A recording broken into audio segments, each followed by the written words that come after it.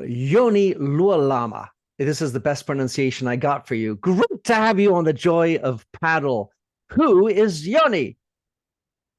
Joni is a 30-year-old Finnish paddle player. I also coach and create content online. And the content creation is something I try to help people. I started paddle from basically without background in racket sports. So it has been a long road. It's been a nice thing to help others to learn and maybe avoid some mistakes that I've been doing, but Eh, basically that's it. full of mistakes. Life is full of mistakes. Joni, that's wonderful. So you're obviously a very good athlete. You're currently ranked 15th in Finland. Congratulations for that. You're also, as I was speaking with about my podcast the other day at a tournament, and a Finnish chap showed up. I've got this Joni guy coming. Oh, the YouTube influencer, he called you. So that goes to your content creation, and hat tip to you on that. So let's talk about this and how you got into paddle. If you're not a tennis player, usually that's how they all come into it, or squash or something like that. But you came out of it from a different angle. So tell us about your road to paddle. Yeah, it's a pretty unique story. I played first time, I think it was 2018. No prior experience really in the racket sports. I played basketball when I was younger and had some back injuries and eventually got 2 surgeries. And after that, after the second surgery, it was super nice to be doing sports again, and I was healthy. So then paddle came along, and it was such fun thing to learn, every day something new. And then things moved on, and it started like an innocent hobby. We played with my friends. We only had some outdoor courts. It was only summertime. And then when the first indoor courts came to my town, I think it was 2019, then we really started to play. And then I had the opportunity to go to Bilbao to an exchange program with my university. So I was able to pick actually courses like how do you say it in English? Like racket sports. We played tennis and we played paddle in the university, and that was supported by the Finnish government. So that was something I'm super proud of, that I used the opportunity to go there. And there actually in Bilbao, I got my, you could say that the learnings how to play and how to coach. And when I came back into Finland, then I started my own academy, sort of, and I started to coach more. And then I started to produce content to YouTube to help other players because the sport was new. Many people, they didn't know how to play the paddle. So I found my place there and learned a lot of the content creation along the way. As we were speaking before we got on, that you had been hospitalized and you had this sort of aha moment. I'd love for you to explain that, the aha. Yeah, it was a big moment. It was, I had around 3 or 4 years of playing paddle and working in a school as a teacher. And I also coached a lot, so my days were pretty full. And I think eventually it was just too much because I also trained myself, played basically every day. So when I got this herpes virus to my eye. It was a severe one. I was 1 month in the hospital, and then I had the time to reflect. Hospital is a place where many people start to think these things. Was you're staring at the white walls through one eye. Yeah. And then I told myself that I think it's just too much, and I want to focus on paddle and see where things go. And then I called to the principal's office, telling that I'm not coming back on autumn, and I want to pursue. I think at the moment I want to pursue life in Padel. It wasn't at that time. It was not me being an athlete. It was also becoming an entrepreneur and start my own business and do coaching. And now we are at the point that I'm able to train professionally, which is super nice. And I'm not coaching like 6 or 7 hours every day, so my body is more healthy. Love that. And in terms of, so you have the content creation, which is a source of revenue. Of course, it's a source of reputation. You've got big followings on all sorts of different channels, more than most in YouTube and Instagram. You even have Facebook and TikTok. But in terms of playing paddle, there's coaching. But what about playing and winning tournaments or playing in tournaments? How does that go in terms of the Finnish market for playing pro tournaments? Do you mean in general in the Well, for Finnish? you, yeah, for you, how is it going in that? Because I mean, I'm sure that like in England, for example, there are not that many pros coming over to play in your tournaments, unless it's like a FIP organized one, big, Yeah. Level grade 1 or something. But so how does it work in Finland? Tell us a little bit about that. Right now, there's plenty of categories to play. I think there's A, B, C, D, and even E category. So there's many players, and the A category, where I play, basically it's the same faces in every tournament, because I think there's a skill gap behind, like if you go top 20 and you go below 20, then it's usually the top 20 guys, they win and advance to the semifinals, which are televised. And I'm sort of stuck in the A category. I've been like, my best result is 2 finals in some big tournaments, like some years ago. And since then, I've been sort of stuck a little bit. But I'm still loving the chase, and for me, it's more about living a life that I like. I want to wake up, I want to go train, then maybe some work, and then I'll again go to train. And how do you say, the goal is to win these competitions regularly, but it's not easy. And you are up against guys that have been playing tennis, they have been winning in tennis, so they are a little bit they are used to it. Yes, the mindset, isn't it? Well, you're I mean, I love your approach, and you seem to have a portfolio approach to your paddle career, where you have different elements of it. And just before we get into your play in particular, I want to lean in on that in a second. But the content creation side, it's always been, that's sort of something from a business side I've been very aware of, podcasting and blogging and trying to do my little, YouTube thing, even though I'm a 60-year-old white male, which is a long way to go. But how much time do you spend on that, and what type of content are you interested? Because I can't unfortunately understand the Finnish. Most of the time it's in Finnish, it seems. What's your strategy with regard to the content creation? Well, it started because I wanted to help people, because I knew things that were not so clear, like in 2020 when the sport was booming in Finland.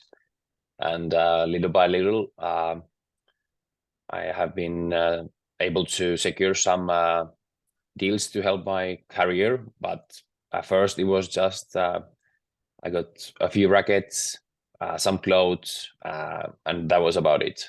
And since then, during the years, I've been learning how to make it as a business, so you can get some revenue out of it. I think it's a lot of work. You have to put in the hours, so it's not. No one in Finland is like even if you're super good, you have some social media following, it's hard to go professional. Everyone is still doing some sort of work or has their own way of living. But yeah, go on. Do you have can Estonians understand your Finnish? Is there I mean, because it's not exactly a huge country, Finland. You have 1,000 courts, lots of players, but it's not your Spanish market. It's not even your Swedish market. And so your terms of monetization, is that something you have to focus on? I mean, obviously you have to be professional. Is one channel more successful than another for you in this paddle world? For me, it's been YouTube. I started doing the videos in YouTube and they got popular. It was more of the educational content, and then during the years I have been doing various stuff. Some of the videos I've been documenting my journey, my process, learning kick smash or whatever. And now it's a sort of mix between educational content and following my journey as a professional player, or following how the juniors are doing in Finland. And in Instagram, it's a different world. I've been doing also educational content there, but it's a platform that allows the people that really want to follow you on your journey. You can, how do you say, you can let them come a little bit closer. Who is Joni?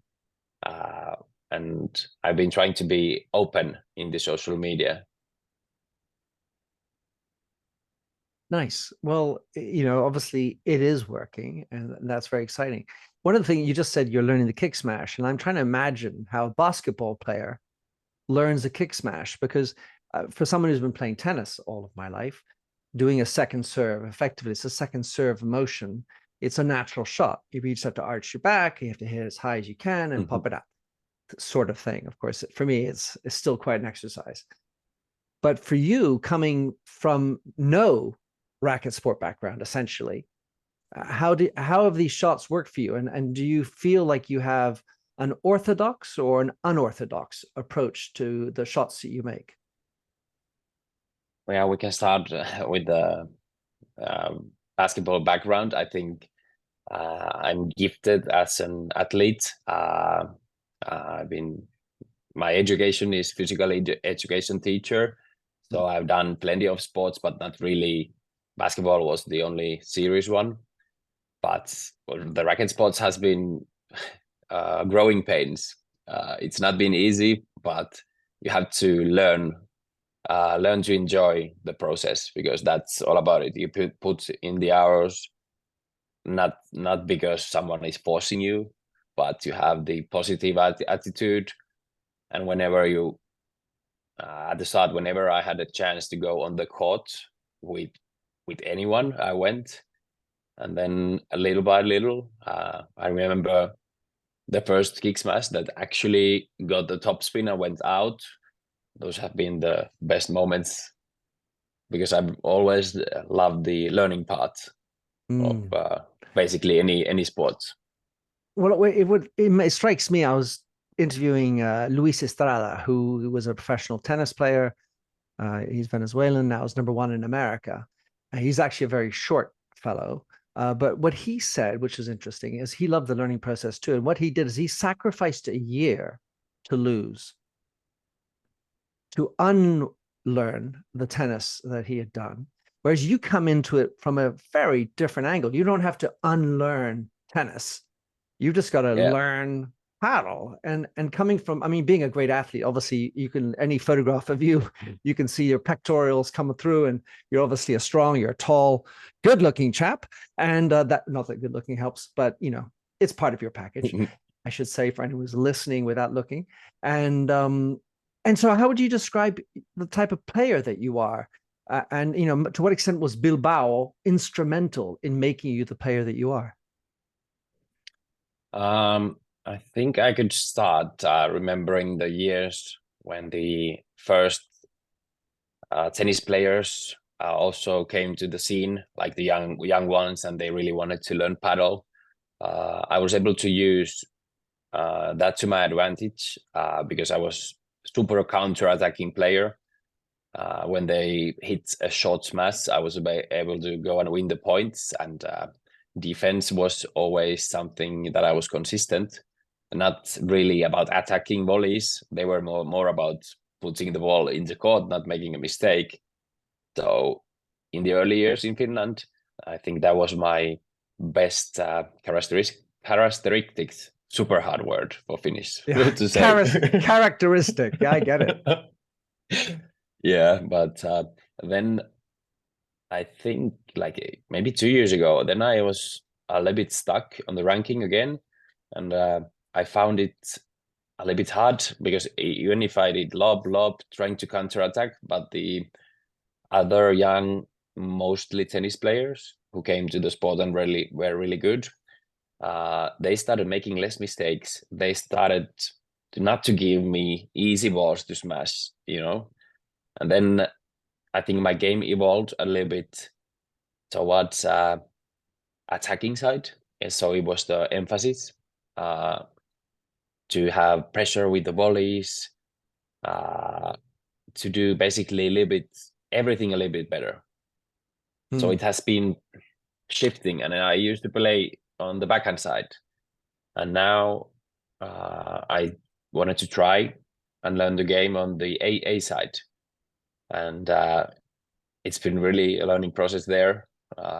All sorts of new things, but I think it's been good to learn both sides. Well, I certainly agree with you. I find that part of the learning process is fascinating how the shot selections are just radically different for if you're playing on the right, playing on the left, where you want to hit it, what your role is.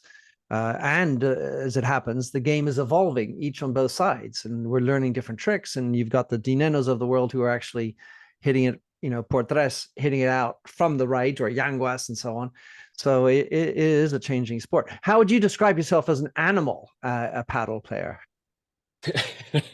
Yeah, this one was a difficult one. I thought, I've always loved to sort of sneak on the opponents and do a counterattack, and whenever you get a chance. So I don't know for why or what reason, but I was thinking, an alligator or the other beast, waiting to hit the prey. Or do you know what's a northern pike? A northern bike? Pike. No. Pike. Oh, like a fish? Yeah, it's a fish. It's something I used to do before paddle when I had other hobbies. It's a predator fish, and it's sort of one who attacks fiercely.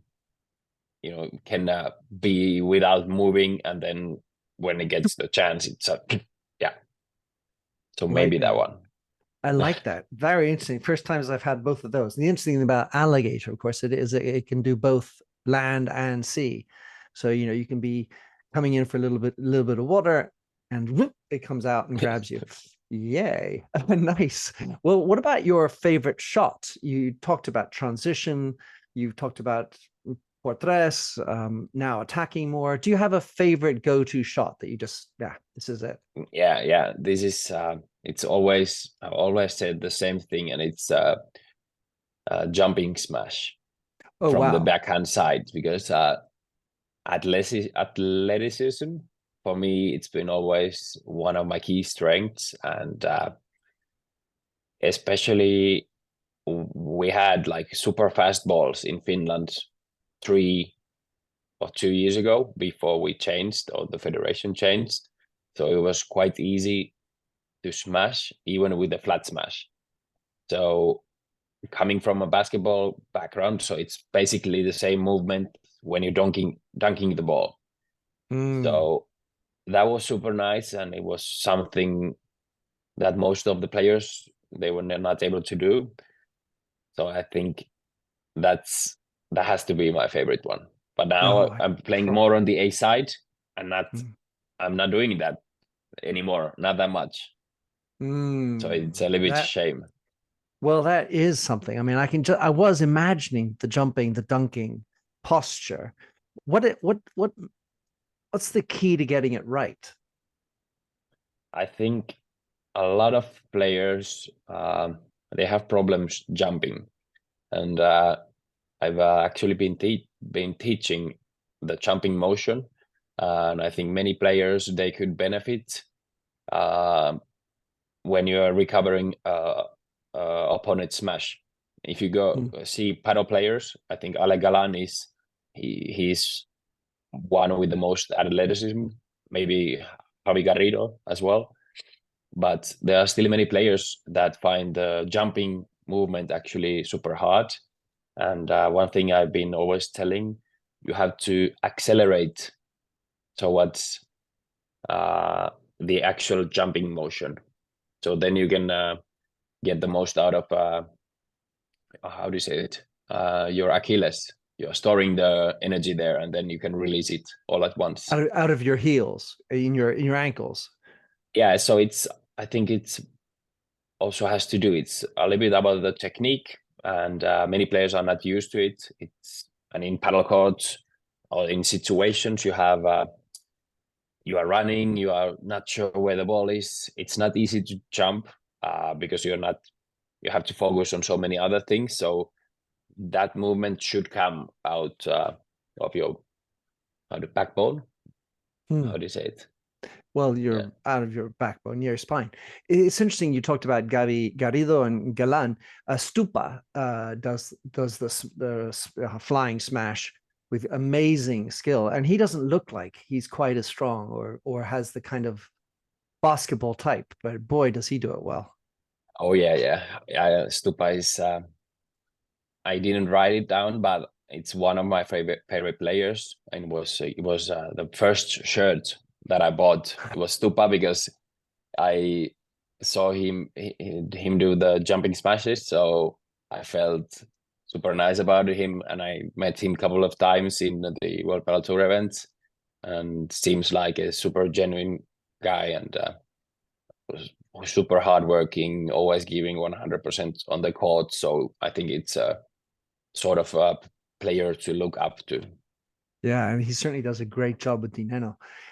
So talk about your favorite players. You have other favorite players than just Stupa. Yeah, I think Paquito Navarro, he was one of the first that I saw in YouTube. After the first time that I had tried paddle, I went home, was super excited, and went to YouTube to find some sort of match here about the sport. And then I stumbled across to a sport, some match, and basically immediately saw him hitting portres and going out of the court and winning the point. And to my eye, it was super magical. And then when I saw the first, how do you say, backhand winner Oh after yeah, a bad when smash, you smack it back over. Yeah. that was something else. I remember I was rewinding the tape to see it again, and does he do it? I was super amazed, and then I tried to replicate it the next day, and it was super hard. But that was something I learned pretty early on, and I think that's something when an amateur, for example, looks. If you're able to do it, it just looks so easy. But I know how hard it's if you're not It's like a lot of practice. these shots, they look Yeah, easy. Shit, they're hard to do. And what about amongst the women? I think Bea Gonzalez saw some of her matches like a couple of years ago, and for some reason, I think she was so explosive, uh, looked like an animal there. So that was something that caught my eye. Hmm. Well, and like a lot of these players, even though they're really good, they are still improving and changing and creating new shots and of course they're also changing partners, which means you have to adapt to that. That's all really most interesting. So what about the funniest thing that's happened to you, Joni, with regard to paddle? What comes up as a funny moment, a joyous, funny moment on paddle? If you include the word joy, it has to be 1 year ago when I moved to Tampere, a city in Finland. They had this professional team here. We were 4 players, and for some reason, this one particular day, the kick smash, which has always been an elusive skill to me. I can flat smash hard, but the topspin I never sort of figured it out until the one day.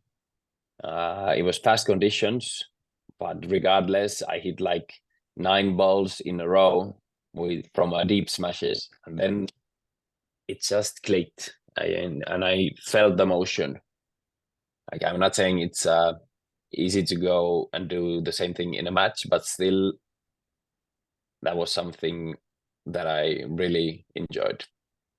So I would love to dig in on that, because obviously I now I'm 60. It's a whole other gig with my body, but you talk about it just getting it, clicking.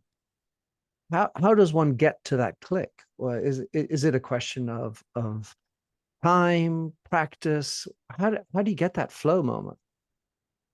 I think it comes to the learning process.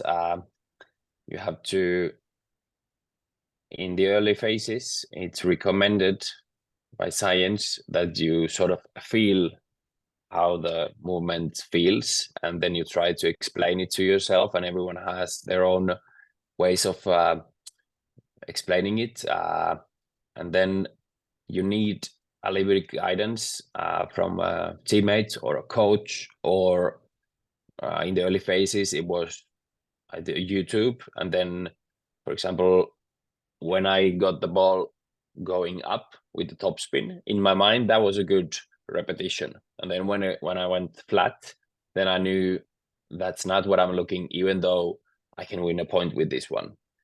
So I think you have to know a little bit about the skill, and then it's all about creating a good learning environment, having good habits, good lifestyle, and I think that has been working for me, and that's been why I'm able to do what I'm doing currently.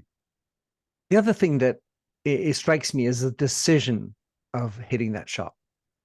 Because of course you can do an amago, a deceitful version, but you can really only do that if you've told them you know how to do por tres, right? I mean, if you start with, little dinks, well, okay, we're going to read that, and but when do you decide you're going to go for it? That how do you get into that? Oh, there's a lob.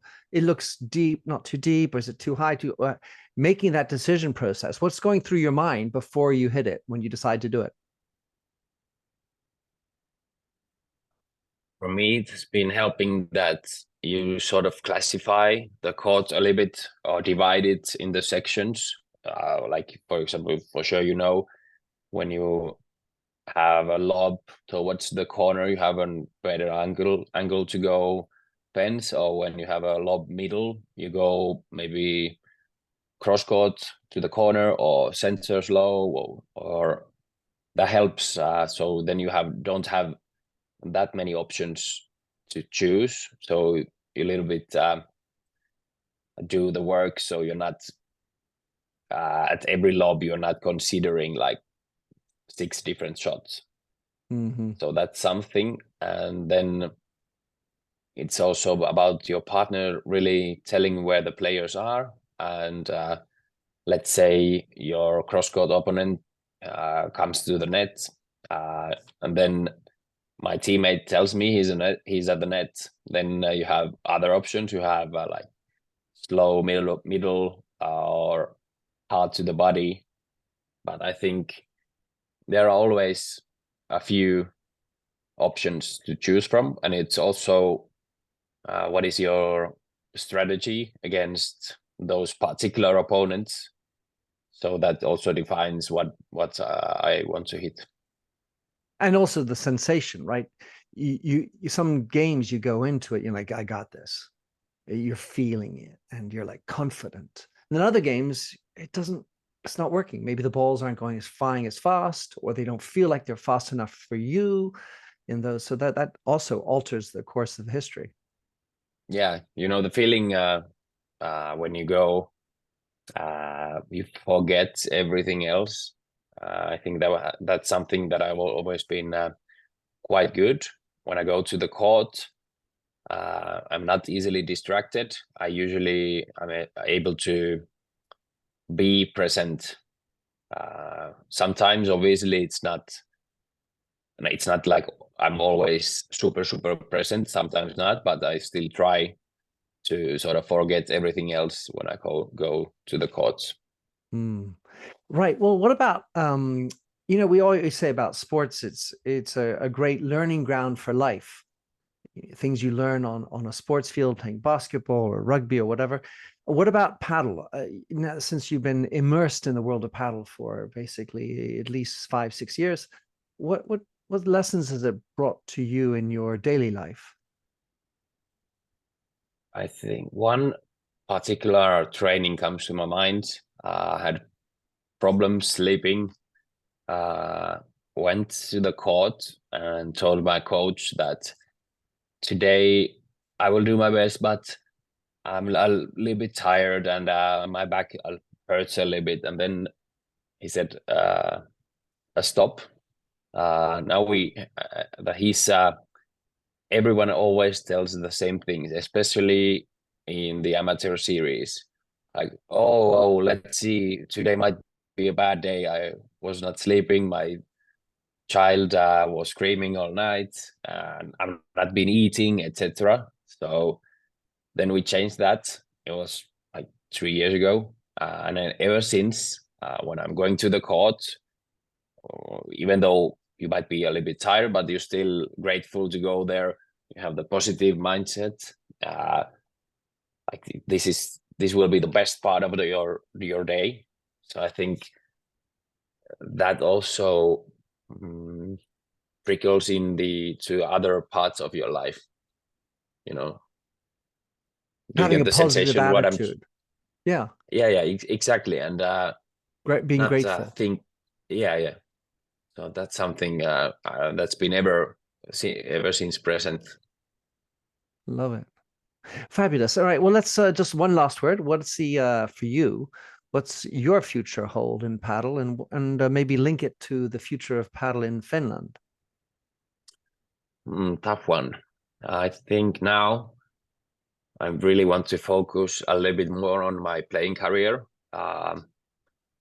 I sort of stopped coaching for a little bit as to not spend so many hours on the court because I'm having some minor health problems.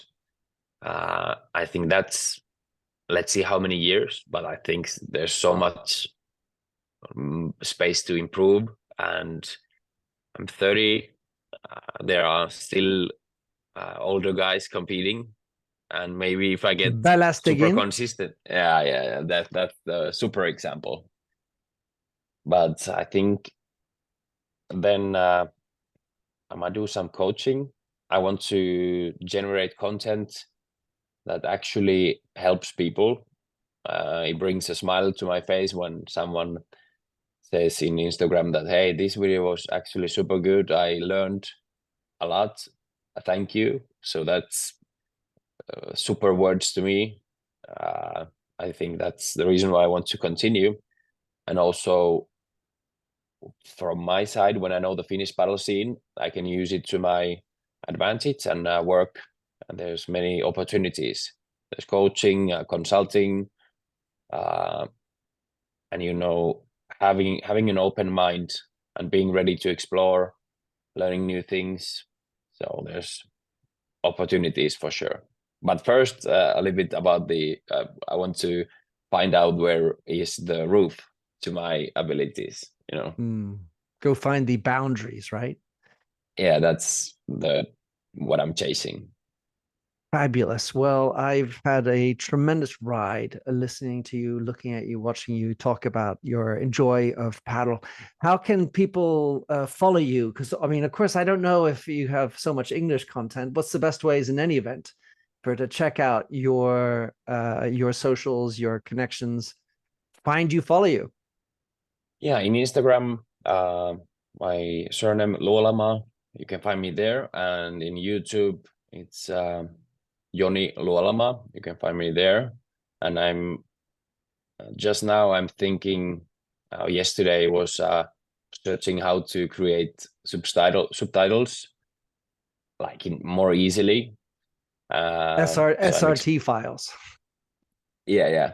So I think that's something because I'm creating the content, and I know there are many content creators these days, but still I think would be nice to include the subtitles, and that's what I'm trying to do. So then I get the most out of my content, and then also more people are able to enjoy and learn from it.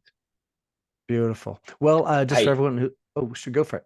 yeah, one more thing that I forgot to mention earlier. We created this when we were talking about the kick smash. Mhm. Uh, we created this video with my teammate, current number one in Finland, Saska. We created the Putanen, something video. like that. Yeah, Yeah. yeah. We practiced the kick smash with our left hand. So we Ooh, started from the zero, and then we had the we tried to see if our uh, consejos, how do you say it, guides, advice. Mhm. advice, yeah, how our advice is really working, and then eventually we got some good results. So I think that's a video you should definitely look up. Well, I'll put that in the show notes without a doubt with the great Saska. I love that. I love this idea of learning and breaking it down. And it would be a far cry for me to think about getting on my left hand, all the journey You that. should So give it a try. I will. I promise you, I will. So that's brilliant. Hey, listen, thank you so much for being on the show. Absolute pleasure, Yoni. I do hope we get a chance somehow to shake hands or play some paddle even in Finland one day. And if you come to London, you better look me up, hey? Yeah, for sure. It's been an honor, and thank you for having me as a guest on your show. Been a pleasure. Vamos! Vamos. Oi, oi.